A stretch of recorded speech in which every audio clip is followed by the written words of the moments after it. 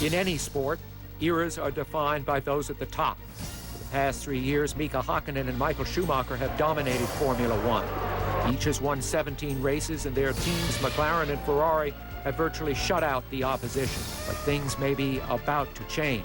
Major manufacturers, BMW with Williams and Honda with Jordan and BAR, have shown that they may be able to run with McLaren and Ferrari. Is a new era about to begin.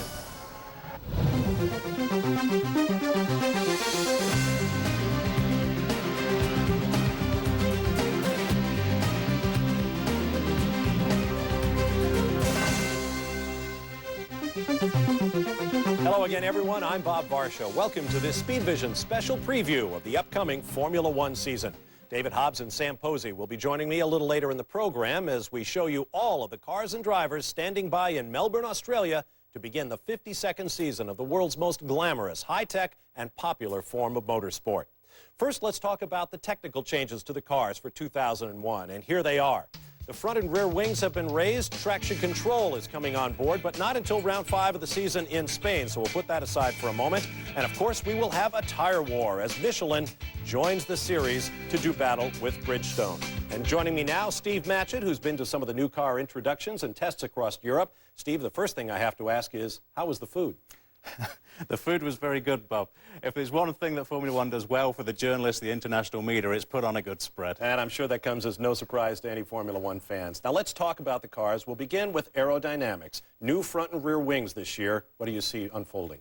The FIA have come up with an idea of reducing the downforce on the cars. What they've wanted to do is take downforce off the cars, which should help the idea of drivers being able to pass more easily as opposed to doing it in the pit stops.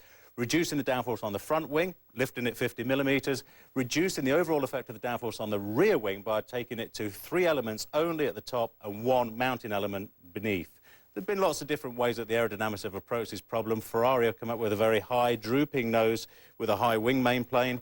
McLaren have gone the opposite way, very, very high nose on the car. It couldn't go any higher without actually lifting up at the front. Sauber have come up with a nice stylish wing. Benetton, a really straight block-sided thing, very unusual looking approach from them. So it'll be interesting to see who has the solution that works. Now let's talk about rubber. The French Michelin company comes on board to do battle with Bridgestone. How do you see that battle playing out?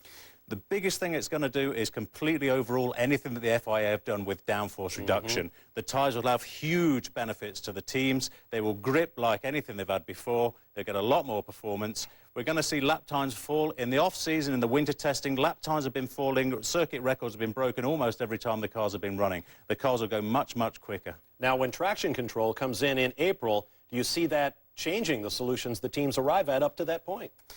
The teams are going to have to work on both things. They're going to have to work on electronics for the cars without traction control. They're going to have to work with electronics with traction control. There's going to be a lot of changes come in April when we see that in Spain. Difficult to say how that's going to work out at the moment. And a lot of testing between races for all of these teams. So that's a look at what the technical boffins have had to deal with in this off-season. In a moment, we'll take a closer look at the entry list for the 2001 campaign. And we'll start at the sharp end, beginning with the teams we feel will be championship contenders. Stay with us.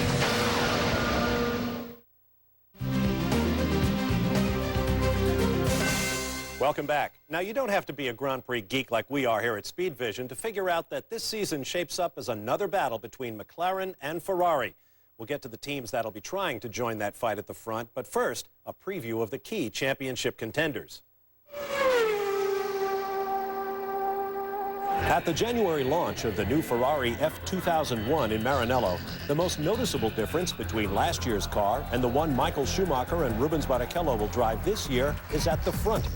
Not only will the Ferrari carry the number 1, signifying Schumacher's world championship, but the nose of the car has a dramatic downward slope. Speculation is that this new design is an effort to lower the car's center of gravity. If you say from the 2000 car, what would I ask a little bit more? I would ask for a little bit more traction. That's at the end of the tires tint, you would suffer a little bit.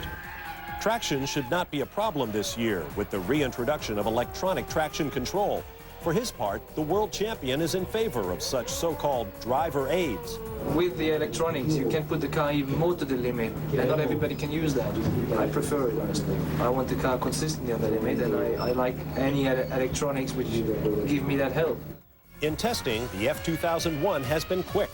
The new 050 engine is about 5 kilos or 12 pounds lighter than last year's power plant, and rumor has it that the V angle is 120 degrees, which would make it the widest of any car to date. The car is handling very well. I'm very happy with the way it works. And not only that, it is so far quite reliable. I mean, we're doing plenty of laps and we don't have any particular problems so far. In contrast to the Ferrari sloped nose, the McLaren MP416 has one that is nearly straight. The front brake calipers are a little bit lower this year, which again would help with the center of gravity, while the exhaust chimneys haven't changed much from last year, which would indicate the use of the same harmonics valve. In testing, the McLaren was reasonably reliable for David Coulthard and Mika Hakkinen, even though there was an embarrassing breakdown on the installation lap at the new car's press introduction. Normally when you have new cars and you first roll out, there's all sorts of little technical problems, but in actual fact this car, the MP416, did 50 laps in the first day, no problems, 70 laps in the second day, which is a significant amount when you're testing, more than a Grand Prix. And I have to say, quietly confident as we do the final preparations and run down to Melbourne. As for Hakkinen, he's not done much testing this winter. Instead, the two-time champion chose to spend time with his new son, Hugo. I had a good opportunity to stay with my wife and my son and just to enjoy the family life for a long time. And it definitely came a lot of more positive energy for the new coming season and really to stay relaxed at home next to the fireplace. 2001 will mark the 7th year of the McLaren-Mercedes partnership, a pairing that has produced 2 drivers' titles and 1 constructors' championship. Coulthard and Hakkinen have shared each of those 7 seasons together, a Formula One record. Sam Posey joins me now. Sam, Michael Schumacher's title defense opened with an embarrassing crash on Friday in Australia. We'll show that to you in a moment, but he has to rate as the preseason championship favorite. He does, and he's on an awesome roll, yes, he is. Which is a pun when you see the incident involved. Sure, he's the favorite, but you cannot, at your peril, ignore Mika Hakkinen, because Hakkinen was very, very strong last year, and on the one-on-one confrontation with Schumacher at Spa, he came out the winner. How about their teammates? Rubens Barrichello at Ferrari picked up his first win last year. David Coulthard at McLaren must be under tremendous pressure. Yeah, but I think they're both committed to their number 2 roles. I really do. I don't think either of them is going to make a bid at the championship, and they both know that. I think they'll support the number 1s, and they really won't be a factor in the championship. By team orders? I think by inference, yes. Let's talk about the cars. During the offseason, everyone talked about Ferrari's reliability, but except for those first 2 races last year, McLaren had tremendous reliability as well. After the first 2, they went 15 straight races with only 1 breakdown. That was at the U.S. Grand Prix. It was an engine failure for Hakkinen and took him out of the championship. But that was just 1 failure in 15 races. That's a terrific average, and I think it's a reason why Hakkinen is going to be tough this year. And why those first 2 races are going to be more important than ever. Thank you, ever. Sam. Now, will this be the year another team steps up to join McLaren and Ferrari in Formula One's upper echelon? After a break, the team that finished 3rd in last year's Constructors' Championship. We'll look at surprising Williams BMW and their driving pairing of Ralf Schumacher and Juan Pablo Montoya.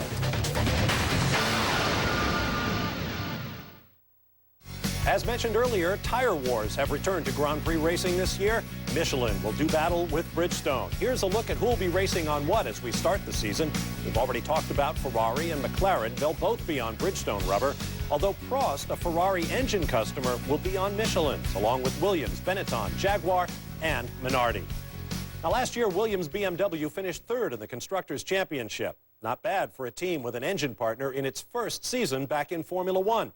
On the other hand, although Williams trailed only Ferrari and McLaren in the standings, they scored just 36 points, 116 fewer than McLaren, 134 behind Ferrari. After 4 championships in the 1990s, Williams has not won a race since the Grand Prix of Luxembourg more than 3 seasons ago. It's the longest winless streak in team history, and Sir Frank himself does not see it ending this year. Realistically speaking, probably not. Formula One is full of surprises, not full of miracles. There's a difference. Even before the first race of the season, there's been plenty of talk about the relationship between the 2 Williams drivers, incumbent Ralf Schumacher and newcomer Juan Pablo Montoya. It seems that some people think they won't get along. I don't suppose they'll get on marvelously, but That's not what's important. What's important is what they do on the track. And I think circumstances will be managed appropriately. We never had a real problem. It was all a bit over-commented in the press. You know, it is how it is between new teammates. It takes some time before you really, start to get a good relationship, which we have, and that's all. I think as long as you don't have problems, you don't have to be, best mates. The design of the new Williams FW23 is essentially an evolution of the 2000 car. But the BMW engine in back of the new machine will be smaller, lighter, and with a V-angle of 90 degrees, more powerful. As for Montoya, the former kart FedEx Series champion returns to the team where he served as a test driver in 1998. I really like the way we work in Europe. I think the way everything's gone with Williams so far, it's been really good, working with BMW and Michelin as well. It's been quite encouraging because you really learn a lot of stuff. You learn to understand more the car and learn to work with it more, so it's quite good.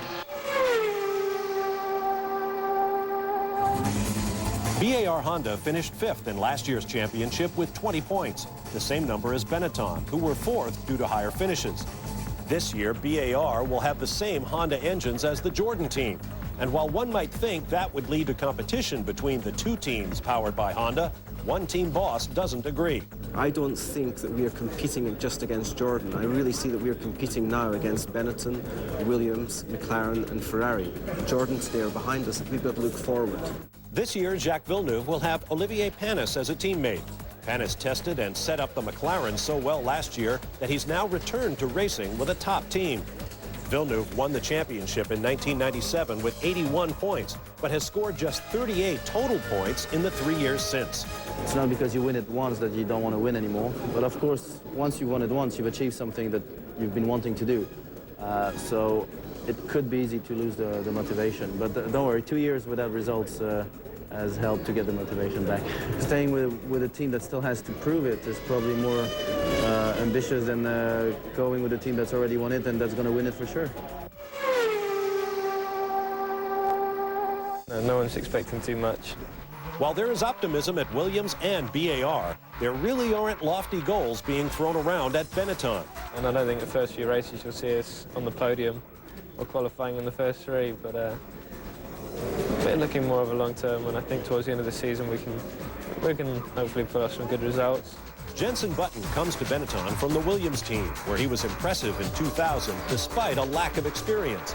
He joins Giancarlo Fisichella, and the two drivers will have power from a factory-backed Renault engine. The 111-degree power plant has not been working very well in the back of the new Benetton chassis. The team spent many long days and nights trying to sort out their problems in time for the first race in Melbourne. I'm joined now by David Hobbs. David, and you and I both know what can happen if you don't perform for Honda. Will that put BAR under great pressure? I think it's going to put them under tremendous pressure because Jordan, 2 years ago, were incredibly successful in Formula One, nearly stole the championship away from McLaren. And I think that with the factory engine, the Honda engine in that car, they're going to be very successful this year too. And it's going to put a lot of pressure on BAR. They all say they're just racing against Ferrari, McLaren, BMW, but you know that deep down inside, it's like teammates in a team. They're racing against each other. And I just can't help feeling that Honda, even though they're supposed to be impartial as the year progresses, if one of those teams starts to look like being superior, it's bound to get the most help. And how about Williams BMW? Brand new engine. Can they perform? I think that's going to be a tremendously strong combination this year. The new engine, lighter, more powerful, Michelin tires. That could be a very, very tough team. And two very, very good drivers. Extremely. It'll be interesting to watch. Juan Pablo Montoya. Now, two teams that won races in 1999 but suffered through horrible seasons last year are Jordan and Jaguar. You've got nothing if you don't have success. And the success of 99 by winning races was very nice, but it was if you matched by the failure of last year. In 2000, the Jordan team dropped from 3rd place to 6th in the Constructors' Championship. This year, they'll step up to the same factory Honda engines as BAR. Nevertheless, the pressure is truly on Eddie Jordan's team. We have absolutely no excuses. They are the best in the business. And Jordan and Honda have to culminate together to make sure that we beat all comers. Heinz-Harald Frentzen and Jarno Trulli return for their 2nd year together. In 2000, the Jordan teammates combined for 19 DNFs in 17 races.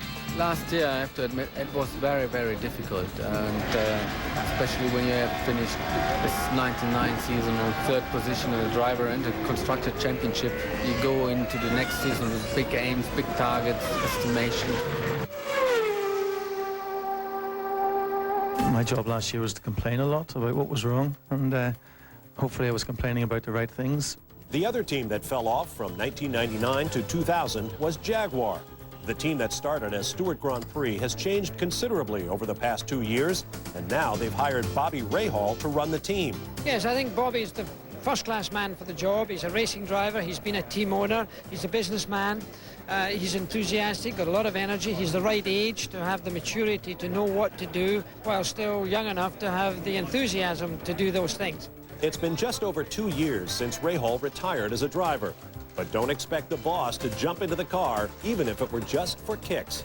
I think it would be kind of fun, but I don't know, I have to check my contract out. I'm sure there's some exclusion in there about that. As for the car that will be driven by Eddie Irvine and Luciano Burti this season, the gearbox casing will be magnesium, and the transmission will feature a separate lubrication system. The company line has been conservative. Rahal plans to concentrate more on the reliability of the new R2 than technical innovation. Well, David, I hear myself talking about pressure all the time. Eddie Jordan was looking for Honda factory engines for so long. Now he's gotten them, perhaps when he least needs them, coming off a terrible season. Well, I tell you what, he has got some huge pressure, because the big thing about a Formula One team is you've got to have a factory engine. He's got his factory engine, and it's a Honda who've always won. Every time they've been to Formula One, they've always come out winning. So the pressure on him is absolutely enormous. But he has got a good team. He's lost some good people, but he's gained some good people. And, of course, he's still got two very good drivers. And I think Jarno truly has still got to show his true worth. And how about Jaguar? Just when they need consistency, they make all of these off-season changes. Well, it just seems the most bizarre management team to me. Bobby Rahal comes in out of kart, doesn't know much about Formula One, and then right out the ether, they pick Niki Lauda to join him. We got two champions there together. Recipe for disaster, I'd say. Well, perhaps they think it can't get any worse. Bobby Rahal was asked in Australia if his team was going to be the disappointment of the season, and he said, after last year? Well, we're about to find out what happens. Now, so far, we've been talking about the teams we think will be running toward the front of the field. When we come back, a look at those teams who figure to be at the back. But so far this winter, some of those teams have been impressive, including one led by a four-time world driving champion. Stay with us.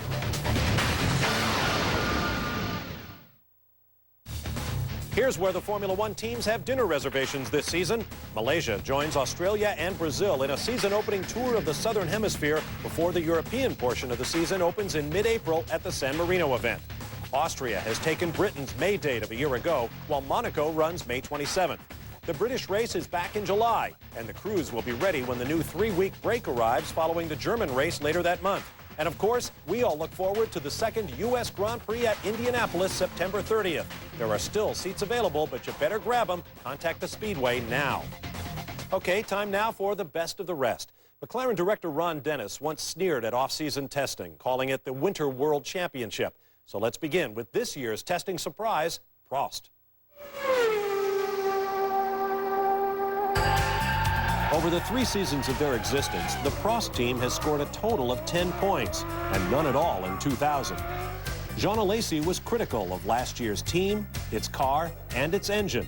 And his boss wasn't very happy either. I must admit that he could not feel very, very well last year, too. And not too many people fight very well in our team last year, so I must be honest, it's completely different now. But this year, Prost, with Alesi and Gaston Mazzacani as drivers, will use the Ferrari engine and gearbox that won both championships last year. New sponsorship from a computer maker means the cars will be called Prost Acers. If testing is any indication, the new driveline has revitalized the team. Alesi has been fast and has even broken the track record in Barcelona, though his time was achieved with a light fuel load and fresh tires in cool conditions late in the day. The Arrows will be driven by Jos Verstappen and 22-year-old Brazilian Enrique Bernoldi. The team has abandoned the unique pull rod suspension they used last year because, according to Verstappen, it gave poor feedback when the driver used the trackside curbing. Arrows is also experimenting with rear brake calipers mounted right below the upright. But all the innovation in the world will not help this team if the Peugeot engine, now called Asiatech, does not improve vastly over last year. The Sauber team, like Prost, will run year-old Ferrari engines for Nick Heidfeld and 21-year-old newcomer Kimi Räikkönen. Räikkönen from Finland will have to prove himself early. There's talk that his super license may be revoked if he looks to be out of his league in the first few races. Finally, there's Minardi. Australian Paul Stoddard, chairman of the European Aviation Group, bought the little Italian team in the off-season, saving it from certain extinction. The drivers will be Spaniard Fernando Alonso, who impressed in Formula 3000 last year, and Brazilian Tarso Marquez, who raced for Minardi in 1996 and 97. The new PS01 chassis will have customer Ford engines that will be badged Europeans. The schedule has been so tight that the team will have no spare chassis available until round 2 in Malaysia. So there you have it, the teams and drivers that will compete in the 2001 Formula One season. Now for our General Motors trivia question. Can you name the 3 drivers who were on pole for their first ever Grand Prix? Not including Giuseppe Farina, who started from pole in the 1950 British Grand Prix, the first race of the modern era. We'll have the answer when we come back. Here's the answer to our General Motors trivia question. The 3 drivers to start from pole in their first Grand Prix are Mario Andretti at the U.S. Grand Prix in 1968, Carlos Reutemann 4 years later in his home country of Argentina, and Jacques Villeneuve in Melbourne 5 short seasons ago. Now let's take a look at the events of the Australian weekend thus far. On Friday, Michael Schumacher lost control of his Ferrari and barrel rolled through a gravel trap. The world champion was unhurt and the car was fixed. The same for Luciano Burti, as the Jaguar rookie overstepped the bounds of traction and tagged the trackside wall. 16 cars beat last year's pole time in Saturday's morning practice. Then when qualifying opened, Rubens Barrichello was the first of the big boys to grab provisional pole. Mika Hakkinen pushed his McLaren to the limit and beyond and briefly held pole position, while current Indy 500 champ Juan Montoya got his first taste of Grand Prix qualifying and finished as top rookie. Burti suffered his second crash in as many days, this one a much heavier accident, bringing out a brief red flag. Finally, rebounding from his Friday shunt, Michael Schumacher powered his Ferrari to the pole position, the 33rd of his career, tying him for second on the all-time list with Alain Prost and the late Jimmy Clark with his 33rd. And that wraps up our Speedvision preview of the 2001 Formula One season, except to say we apologize for the prolonged mystery regarding whether or not we were going to be able to bring you Grand Prix racing. We're proud to say Speedvision is the exclusive home of Formula One here in the United States, and the season begins right now.